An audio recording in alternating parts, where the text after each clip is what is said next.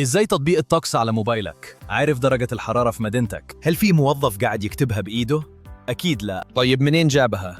السر في 3 حروف ABI. تخيل إنك دخلت مطعم، أنت مش بتدخل المطبخ بنفسك، بتقول للجرسون عايز إيه، والجرسون يروح للمطبخ ويرجع لك بالأكل. ال ABI بيعمل نفس الدور بالظبط، هو الوسيط بين برنامج وبرنامج تاني. لما تفتح تطبيق الطقس، التطبيق يبعت طلب لل API. ال API يروح لسيرفر الطقس، ياخد البيانات ويرجعها للتطبيق، فتشوف درجة الحرارة في أقل من ثانية. ونفس الفكرة بتحصل لما تسجل دخول بحساب جوجل، أو تشوف موقع على الخريطة، أو تدفع أونلاين. في كل مرة في API شغال في الخلفية وانت أصلاً مش واخد بالك.